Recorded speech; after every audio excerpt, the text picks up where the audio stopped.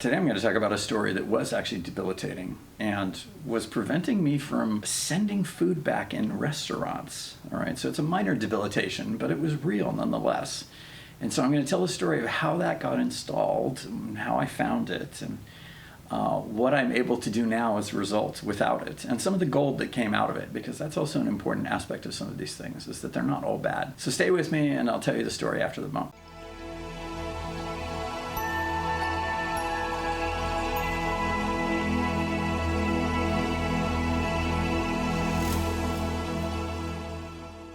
Hey, welcome back.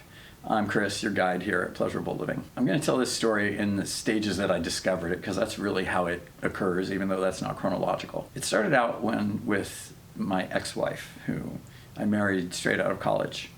And what I discovered is that when we would go out to eat, I would freak out if she ever had to send her food back.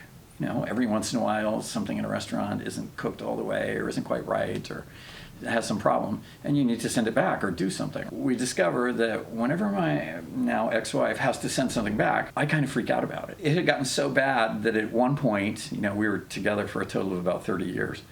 She says, okay, so I know this upsets you and you don't like it, but my fish is not cooked and I'm gonna have to send it back.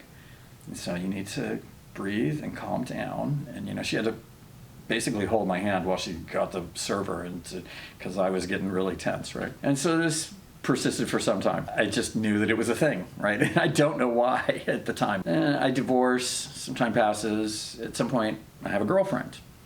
And, we're dating for a few years. And of course, the same issue comes up once or twice. Similar reaction. And she's like, what is your problem? This is totally normal. It's not... And she realized, of course, that there was some issue, but who knows what it was. In addition to that, the second noticing is this inability, well, for me, the girlfriend that I'm talking about, she likes to go off menu, as I call it. So basically, she would mix and match. She would say, well, I really want this chicken dish, but I want it with the broccoli that comes with the steak instead of the beans, or whatever. And so she would mix and match the sides and the entrees. And I would be like apoplectic, like freaking out again, like, you can't do that. You just can't do this. She's like, why not? And she would do it, and the server would say, oh, of course. And they would bring her what she wanted, and I'd be freaking out like, oh my God, I can't believe you did that. What are you doing now? And I was so distressed by this that I had cooked up this cockamamie story in my head that's like, well, the restaurant they've ordered the ingredients for the sides in proportion to how they know that entrees are ordered, and you're messing that up and ruining their profit margin, and I even think I tried to convince her of this story once. But it was so ridiculous. And it was just this story I fabricated because I just so much discomfort with her doing this, going off menu. I just couldn't deal with it. And her too is like, I don't understand. What is the problem? What would you do? Why is this a problem? Then she breaks up with me. A couple of years pass, and I get involved with a practice called circling. And I'm going to be talking about circling more. I don't want to get into it in detail here, because it's actually it's a pretty sophisticated process that I've gotten a lot out of, and I want to talk about it and how I think it works. For now, I'll include a link to the Circling Institute, which is where I studied it, in the description, so you can look ahead if you want to, and I will talk about it more. But for now, for the purposes of this story, the thing to know is that for me, the way I've used circling has been to dig into these things. I will, when it's my opportunity to be circled, I will talk about things like this, because I've found that the reflections from other people help me dig out and figure out what's going on, and do I really need to keep this or not? So I found it tremendously useful for that kind of thing for myself. And I should say, not everybody goes into circling that way, but that's just how I've been using it. Circling is serving as this form of deep inquiry for me. So I get a chance to get circled, and I want to talk about this thing of I can't send food back in restaurants, and my upset at ex-girlfriend ordering off menu, right? So I'm talking about all this. And the only thing that comes up is another memory of an incident when I was a young teen with my parents. It doesn't really explain any of that, but it turns out that it all makes perfect sense with the realization I made after that. So I'm going to have to tell you this story in the meantime. Here's something that happened when I was a teen. My parents were invited to a family dinner at the home of one of my father's clients. And, there was a husband and wife, and they had two kids that were around my age, I think. and then my father and mother and myself. So it's his family dinner. And the hostess, I think, quite wisely, because they're kids, goes for some family-friendly food and makes chili. The only problem is that she puts a lot of green pepper in the chili, big chunks of it. I personally cannot stand green pepper. I find the taste incredibly bitter, really disgusting to me. Especially if it's been cooked into something, it sort of takes over, and I can't taste anything else at that. We're at this dinner. I'm trying to eat this chili. I'm really struggling because it is really gross to me, and I'm like, struggling really hard to eat, small bites, lots of rice, mouthfuls, lots of water. The hostess, the wife of the client, notices that I'm struggling with this. And she's like, is the chili okay? Or you seem to be not enjoying that. My response is, well, I don't really like green pepper. And she's like, oh, well, let me get you something else. And she's trying to be helpful, of course, right? And I'm like, no, this is what was made, so this is what I have to eat. And I'm sitting there trying to force myself, right? And that's like a weird thing right there. And my parents are starting to get concerned. She's getting concerned, and she still wants to help. She's like, well, I think there's some leftover ground beef. Let me just fry up a little burger quick. No, this is what was made. This is what I have to eat. And so I'm sitting there struggling. And so she just tries to ignore it. My parents are kind of apoplectic, like, what are you doing? Like, what is this? She's even offered to let her do the thing. No, I have to eat this. And so I'm suffering and like gagging, like I'm practically going to throw up because it's so disgusting to me, despite all their attempts to help.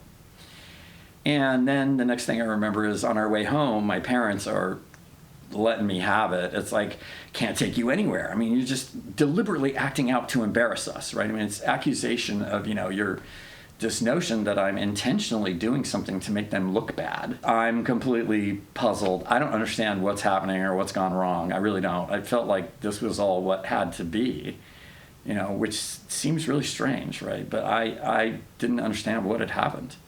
Was genuinely baffled. So that was what I got out of the circle, was this memory came back, and that was where we left it. Now the thing is, this was on a circling training weekend, and my tendency for these things, it was on a Zoom call, so we get off the call, and I'm sitting on my couch, sort of coming down from the event, because these things always lift me in this emotional high with the contact with these other people. I'm still sort of circling myself, as I tend to do, on my couch as I'm coming down. It finally occurred to me, that was so odd to ask, why did I do that? No one had ever asked, and I realized in a moment, no one had ever asked me the question, why did I do that? Why did it seem like the right thing to do? As soon as I asked that question, immediately I understood. I just blurted out, because that's how you win with grandma. So that's how you win with grandma. What does that mean? One more story. So the memory that comes up here, I think I was 13, might be a year earlier or two earlier, I'm not sure. My parents had taken to sending me to stay with my grandmother, my father's mother, paternal grandmother, for summer when school was out. Now, we lived in England at the time. I grew up in London. My father's business took us there. I don't know what the idea was, but when I was there, my grandmother would take me around to see cousins and other grandparents and other relatives that I had no access to because we lived so far away.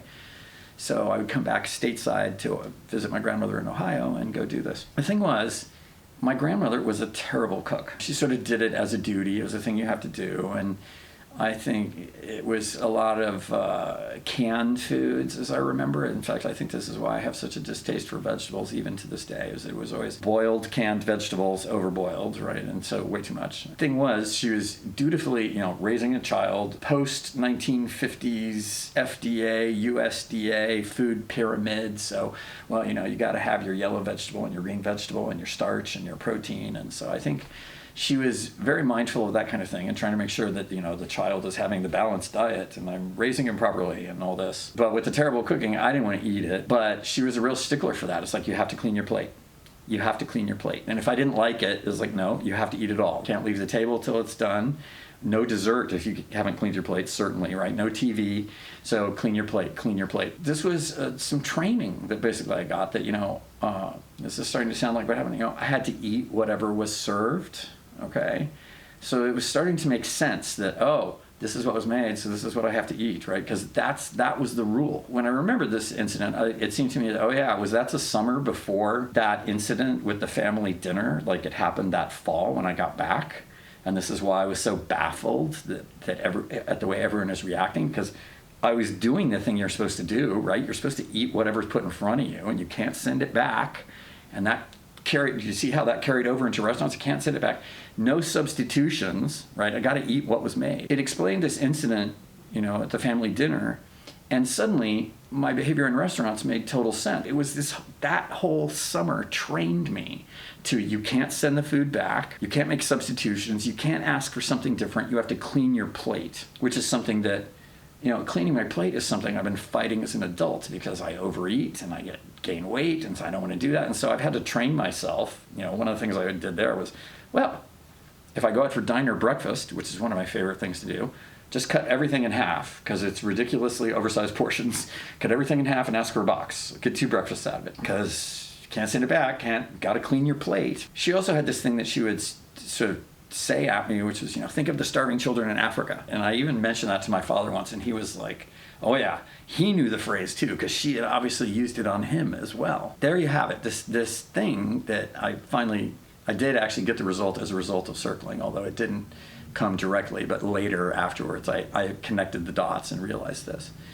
And this particular one, once I saw it, saw through it, I was like, hey, this is ridiculous. And I find now that if I go out to eat, of course, I can custom order. I can go out to my favorite breakfast diner and I can get omelets with things they don't have in them, like, oh, add tomato to that, or I want it with this, and make my hash browns extra crispy. And, I can totally invent things. And even when I've tested myself out and go out for dinner, oh yes, I can mix and match the sides and entrees, that works.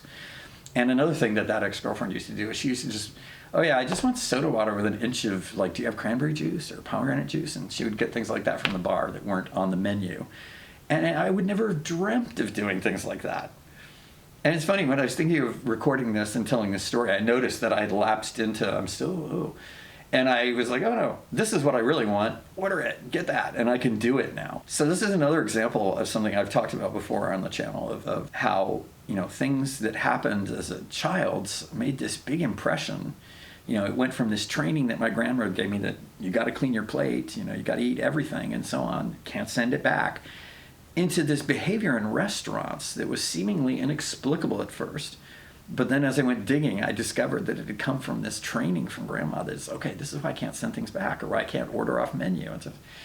And in this particular instance, it wasn't, again, a classic trauma in the sense that there wasn't abuse, but there was a limiting belief that I installed, a pattern of behavior, which then I'm served food, pattern match, brain says cannot send it back, right? So it kicked in there.